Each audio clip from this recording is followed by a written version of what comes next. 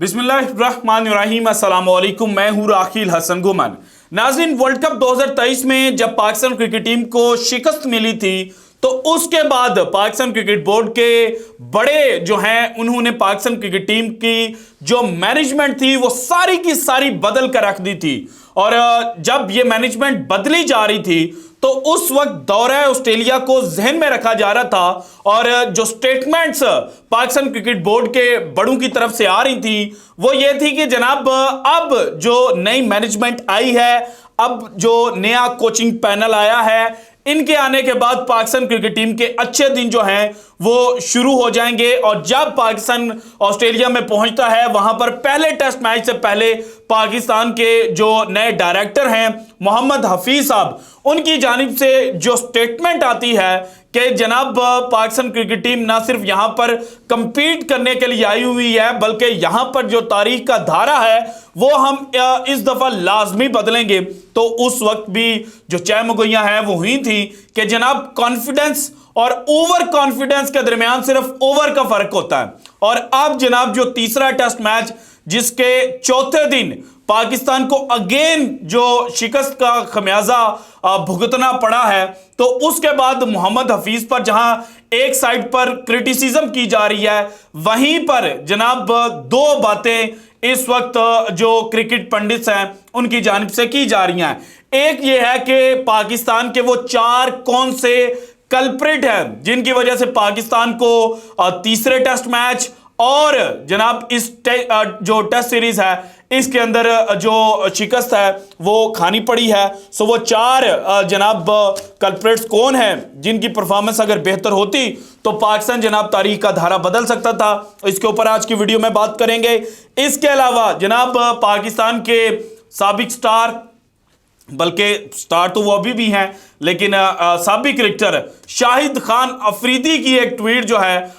उसको बड़ा मायने खेज लिया जा रहा है। और उसके पीछे की कहानी क्या है, उन्होंने जनाब जो पाकिस्तान की शिकस्त के बाद ट्वीट की है वो क्यों की है, ये भी मैंने आपके साथ शेयर करना है। इसके अलावा शान मसूद साहब जो जनाब इस टेस्ट सीरीज से पहले कप्तान अपॉइंट किए गए थे और अब चूंकि पाकिस्तान को 3-0 से जो शिकस्त है वो मिली है, तो कुछ जो क्रिकेटिंग सर्कल्स हैं वो शान मसूद की कप्तानी को लेकर भी सवाल खड़े कर रहे हैं और ये कह रहे हैं कि मोहम्मद रिजवान जिनकी सेकंड टेस्ट में आमद हुई थी और उन्होंने जनाब मुश्किल वक्त के अंदर जो जनाब पाकिस्तान की क्रिकेट टीम है उसको उठाने की कोशिश की थी, तो मोहम्मद रिजवान जो हैं उनको एज अ न्यू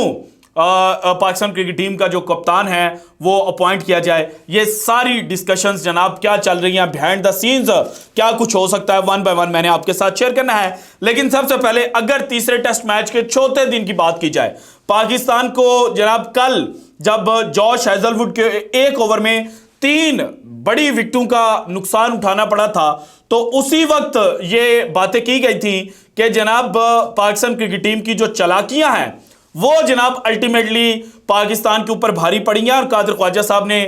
इसके बारे में ट्वीट भी की थी क्योंकि वो इस वक्त ऑस्ट्रेलिया के अंदर मौजूद थे और वो बड़ी क्लोज नजर रख रहे थे कि जनाब मैनेजमेंट और प्लेयर्स के दरमियान क्या चल रहा है। लेकिन आज जब दिन का आगाज होता है और पाकिस्तान डन एंड डस्टेड लग रहा था, तो मोहम्मद रिजवान और जनाब आमिर जमाल जो हैं उन्होंने पाकिस्तान टीम को समहाउ जो सहारा है वो दिया। और पाकिस्तान जनाब जब रिजवान नेथरलाइन के हाथों आउट होते हैं तो उसके बाद अगेन जो नीचे जनाब लोअर ऑर्डर था उनकी विकेटें रेत की दीवार साबित होती हैं और पाकिस्तान जनाब 115 रन के ऊपर जो सेकंड इनिंग है उसमें आउट हो जाता है और ऑस्ट्रेलिया को जीतने के लिए जो टारगेट मिलता है वो था 129 का। और कल मैंने आपके साथ जनाब जो पिच का बिहेवियर है वो शेयर किया था और आज कमेंट सेक्शन में कुछ हमारे जो हिंदुस्तान से देखने वाले जनाब नाजरीन हैं वो रिप्लाई कर रहे थे और कह रहे थे कि जनाब ये विकेट को अचानक क्या हुआ है कि विकेट ने अपनी जनाब जो तीसरे दिन के अंदर उसको ग्रिप मिल रही थी, विकेट के अंदर जो स्लोनेस थी वो जनाब अचानक खत्म हो गई। तो भाईजान बात ये है कि पाकिस्तान ने आज आगाज़ किया जब ऑस्ट्रेलिया चेज़ कर रहा था तो साजिद खान के साथ, और साजिद खान ने पहले ओवर के अंदर ही जनाब जो उस्मान ख्वाजा हैं उनकी विकेट हासिल कर ली। लेकिन उसके बाद हुआ क्या कि पाकिस्तान ने दूसरे एंड से लगाया मीर हमजा को। मीर हमजा ने सिर्फ 2 ओवर फेंके। उसके बाद जनाब दोबारा हसन अली जो हैं उनको पाकिस्तान इंट्रोड्यूस करता है। हसन के बाद सलमान अली आगा को इंट्रोड्यूस किया जाता है और पाकिस्तान के इस टेस्ट सीरीज के अंदर जो लीडिंग विकेट टेकर है और फर्स्ट इनिंग में ऑस्ट्रेलिया के 6 बैट्समैनों का जिस बॉलर ने आउट किया था उसको ओवर पाकिस्तान जाकर देता है 20वां, और उस वक्त 97 रन जो हैं वो ऑस्ट्रेलिया स्कोर कर चुका था। सो जनाब जो कमेंटेटर थे वो भी बड़े हैरान थे और लग ये रहा था कि शायद आमिर जमाल जो हैं वो उनको समहाउ कोई इंजरी हो चुकी है जिसकी वजह से वो बॉलिंग के लिए अवेलेबल नहीं है। लेकिन जब वो 20वां ओवर करने के लिए आते हैं तो उस वक्त पता चलता है कि जनाब टैक्टिकल जो गलती है वो पाकिस्तान क्रिकेट टीम से हो गई है। अगर आप चांस लेना चाहते थे तो आप ले सकते थे। आप जनाब दोनों जो हैं वो स्पिनर्स भी लगा सकते थे, और अगर आपने स्पिनर नहीं लगाना था और आपने फास्ट बॉलर्स के साथ जाना था तो फिर आपको चाहिए यह था कि आप जनाब जब मीर हमजा को बॉलिंग से हटाया है तो उसके बाद सलमान अली आगा को इंट्रोड्यूस करवाते, क्योंकि हसन अली ने समहाउ बॉलिंग तो बेहतर की है फर्स्ट इनिंग के अंदर भी, लेकिन विकेट कॉलम्स जो हैं उनके अंदर हसन अली के नाम के आगे जो विकेट्स हैं वो दर्ज नहीं थी। और यही पाकिस्तान की जनाब आज सबसे बड़ी गलती थी कि जिसकी वजह से पाकिस्तान जनाब ऑस्ट्रेलिया को ज़्यादा ट्रबल नहीं कर पाया। और इसके अलावा डेविड वार्नर जिनका जनाब फेयरवेल इनिंग थी उन्होंने भी फिर जनाब किसी किस्म का कोई प्रेशर नहीं लिया और 129 रन का जो टारगेट जनाब मिला था ऑस्ट्रेलिया को, 130 रन का सॉरी, वो जनाब उन्होंने इजीली 2 विकेटों के नुकसान परचेज कर लिया। 57 स्कोर किए डेविड वार्नर ने और 62 रन स्कोर किए मार्नस लैम्बेशने ने, नॉट आउट रहे, और स्टीवन स्मिथ ने जनाब एक गेंद खेली और उन्होंने चौका जो है वो लगाया। अब आते हैं जनाब पाकिस्तान को ये जो टेस्ट सीरीज में शिकस्त मिली है ये किस वजह से मिली है, उसके बाद कप्तान और शाहिद अफरीदी की जो स्टेटमेंट है वो मैंने आपके साथ शेयर करनी है। सबसे पहले तो देखें कि जनाब पाकिस्तान के जो चांसेस हैं टेस्ट क्रिकेट के अंदर वो बड़े लंबे अरसे से बाबर आजम के ऊपर डिपेंडेंट थे। और अगर जनाब दौरे श्रीलंका की बात की जाए जो पाकिस्तान ने 2023 में 2 टेस्ट मैचेस खेले थे पाकिस्तान से दूर, यानी कि अवे सीरीज जो खेली थी, उसके अंदर पाकिस्तान के जो 2 प्रोमिनेंट बैट्समैन जिन्होंने पाकिस्तान को कामयाबी दिलवाई थी वो थे जनाब अब्दुल्ला शफीक और सऊद शकील। इन तीनों के ऊपर पाकिस्तान की किस्मत जो है वो डिपेंड कर रही थी, लेकिन अनफॉर्चुनेटली ये तीनों खिलाड़ी जो हैं वो जनाब इस सीरीज के दौरान फ्लॉप हुए और तीनों के पीछे कोई ना कोई रीजन है। बाबर आजम की बात की जाए तो जनाब इन्होंने जो मेलबर्न सिडनी टेस्ट खेला है इसकी फर्स्ट इनिंग में 26 रन बनाए, सेकंड इनिंग में 23 रन स्कोर किए। इससे पहले टेस्ट मैच में इन्होंने जनाब मेलबर्न में जो है उसमें फर्स्ट इनिंग में 1 रन स्कोर किया और जो सेकंड इनिंग थी उसके अंदर 41 रन स्कोर किए। उससे पहले पर्थ टेस्ट की बात की जाए तो फर्स्ट इनिंग में 21 रन स्कोर किए और सेकंड इनिंग के अंदर 14 रन स्कोर किए, यानी कि टोटल 6 इनिंग्स के अंदर बाबर आजम जो हैं उन्होंने 126 रन स्कोर किए। इसके बाद अब्दुल्ला शफीक जनाब सिडनी टेस्ट की दोनों इनिंग्स के अंदर अंडे के ऊपर आउट हुए। उसके बाद जनाब मेलबर्न टेस्ट की बात की जाए फर्स्ट इनिंग में 62 रन इन्होंने स्कोर किए और सेकंड इनिंग के अंदर सिर्फ 4 रन जो हैं वो स्कोर कर पाए थे। और उससे पहले पर्थ टेस्ट की बात की जाए तो 42 रन इन्होंने जनाब फर्स्ट इनिंग में स्कोर किए और 2 रन इन्होंने जनाब सेकंड इनिंग जो थी उसके अंदर स्कोर किए और टोटल 110 रन जो हैं वो अब्दुल्ला शफीक ने स्कोर किए। इसके बाद जनाब सऊद शकील की तरफ देखा जाए तो सऊद शकील ने सिडनी टेस्ट की फर्स्ट इनिंग में 5 रन बनाए, सेकंड इनिंग में सिर्फ 2 रन स्कोर किए। इसके बाद सिडनी टेस्ट यहां पर पहली दफा जो सऊद शकील है उन्होंने अपने टेस्ट कैरियर में सिंगल डिजिट के ऊपर आउट हुए थे और फर्स्ट इनिंग के अंदर सिर्फ 9 रन स्कोर किए थे, सेकंड इनिंग के अंदर उन्होंने 24 रन जो हैं वो स्कोर किए थे। और उससे पहले पर्थ टेस्ट की बात की जाए तो फर्स्ट इनिंग में 28 रन इन्होंने स्कोर किए थे और सेकंड इनिंग के अंदर 24 रन जो हैं वो इन्होंने स्कोर किए थे और 92 रन जो हैं वो इन्होंने पूरी सीरीज के अंदर स्कोर किए। सो ये जो तीनों प्लेयर्स हैं, बाबर आजम का रफ पैच चल रहा है, सारे जानते हैं कि बाबर आजम को जो ऑफ द फील्ड जनाब एक ड्रामे का सामना करना पड़ा था उसकी वजह से मेंटली डिस्टर्ब है बाबर आजम। उनकी टेक्निक के अंदर कोई प्रॉब्लम नहीं है और बल्कि टेक्निक से मुझे याद आ गया कि जो ऑस्ट्रेलवी बैट्समैन जिन्होंने पर्थ और मेलबर्न, जहां पर बाउंस ज्यादा मिल रहा था, वहां पर बाबर आजम उस बाउंस को काउंटर करने के लिए क्रीज से बाहर निकल कर खेल रहे थे। और सिडनी टेस्ट जहां पर जनाब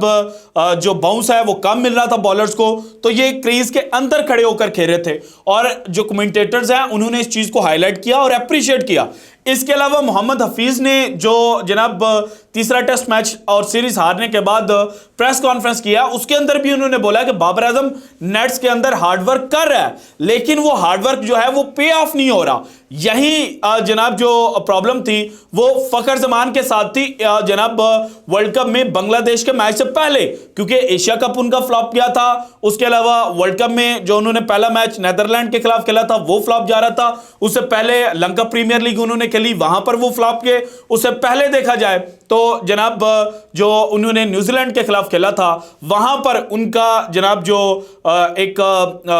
फॉर्म है उसके अंदर डीप आना शुरू हुआ। और उसके बाद वो जनाब जब मुसलसल उनको फेलियर मिला तो वो जनाब मेंटली डिस्टर्ब हो गए। और बाद में बांग्लादेश के खिलाफ जब पाकिस्तान वर्ल्ड कप में खेला तो वहां पर उन्होंने ऊपर से आकर अटैक करना शुरू किया और पाकिस्तान को कामयाबी दिलाई। और उसके बाद अगले मैच में जो न्यूजीलैंड के खिलाफ फखर जमान ने खेला था वहां पर पाकिस्तान 400 से ज्यादा रन चेज कर रहा था और फखर जमान की जो इनिंग थी उसको वर्ल्ड कप की बेहतरीन इनिंग्स के अंदर शुमार किया जा रहा था। सो इस तरह से बाबर आजम की एक लंबी इनिंग जो है वो अगर उनको मिल गई तो उनकी जो फॉर्म में वापसी है वो शुरू हो जाएगी और उनका जो रिदम है वो बिल्कुल पुराने बाबर आजम वाला बन जाएगा। उसके बाद आज जनाब अब्दुल्ला शफीक जो फेल हुए, अब्दुल्ला शफीक के फेलियर की दो रीजंस हैं। एक रीजन ये है कि जनाब मैच के दौरान स्लिप कॉरिडोर में इनको खड़ा किया जा रहा था नॉर्मली फर्स्ट स्लिप के ऊपर, और इनसे कैच ड्रॉप जो है वो हो रहे थे। दोनों मैचेस पर्थ में भी इन्होंने ड्रॉप किए, उसके अलावा जनाब जो मेलबर्न था वहां पर भी ड्रॉप किए। तो इस वजह से इनको लेकर भी ऑफ द फील्ड जो कंट्रोवर्सी है वो चल रही थी। और इसके अलावा वहां पर जो सहाफ़ी मौजूद थे उन्होंने ये कहा कि मोहम्मद हफीज के साथ भी इनका इशू जो है वो हुआ है, क्योंकि ये फील्डिंग प्रैक्टिस के लिए गए हुए थे और हफीज साहब जब ये बैटिंग प्रैक्टिस के लिए आए तो हफीज साहब ने इनको बोला जी आए नवाब साहब, आपका इंतजार जो है वो हो रहा था, और उसके बाद सख्ती से पेश आए। हालांकि जो मोहम्मद हफीज हैं उन्होंने आज प्रेस कॉन्फ्रेंस के दौरान इस चीज़ की तरदीद किया कि वो किसी के साथ जनाब जारहाना रवैया या सख्ती के साथ पेश नहीं आए। इसके बाद सौश कील की बात की जाए, सौश कील का ये फर्स्ट ओवर था आउटसाइड ऑफ एशिया, और फर्स्ट ओवर में जनाब इन्होंने 6 इनिंग्स में 92 रन स्कोर किए हैं, यानी कि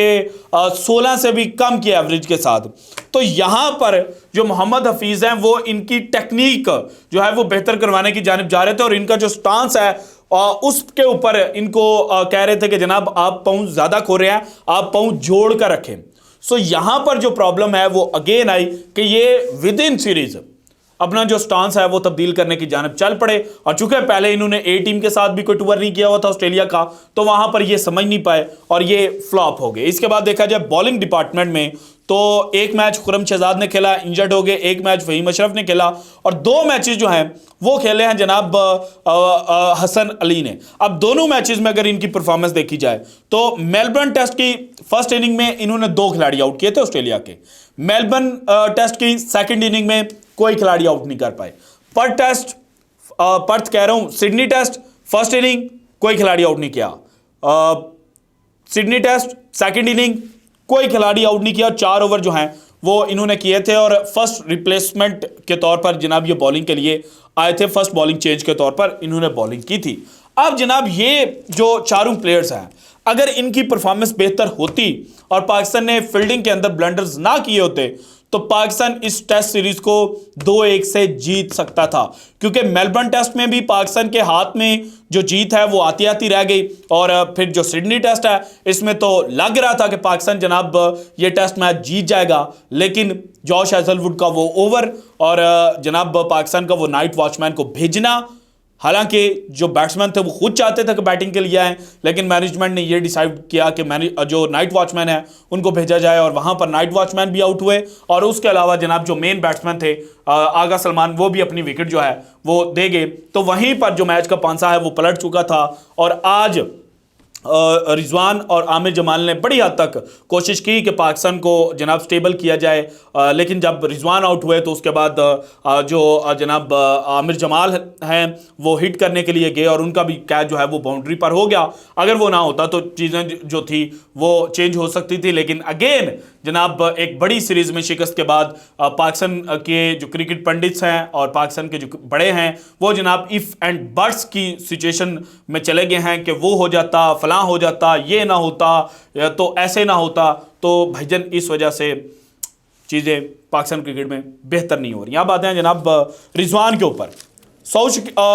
शान मसूद ने अच्छी कप्तानी की है, बैटिंग भी अच्छी की है, लेकिन रिजवान को फ्यूचर कहा जा रहा है पाकिस्तान क्रिकेट का, क्योंकि रिजवान तीनों तर्ज की जो क्रिकेट है उसके अंदर बड़ा बेहतरीन खेल पेश कर रहे हैं, जिस तरह से बाबर आजम जनाब माजी के अंदर पेश करते रहे हैं। और यहां पर 2 टेस्ट मैचेस इन्होंने जनाब भी सीरीज में खेले। मेलबर्न टेस्ट में बैटिंग के लिए आए तो पाकिस्तान जनाब 147 के ऊपर 4 विकेटें गवा चुका था और फिर 5वीं भी जल्दी गिरी, 6ठी भी जल्दी गिरी, लेकिन इन्होंने जनाब 42 रन जो हैं वो स्कोर किए। उसके बाद सेकेंड इनिंग में आए तो 146 के ऊपर 4 विकेटें पाकिस्तान की गिर चुकी थी, 35 रन इन्होंने स्कोर किए। और जनाब इफ एंड बट्स की बात है कि वो अंपायर जनाब कंक्लूसिव एविडेंस ना होने की बुनियाद पर अगर जो ऑन फील्ड अंपायर थे उनके साथ ही जाते और नॉट आउट पाकिस्तान को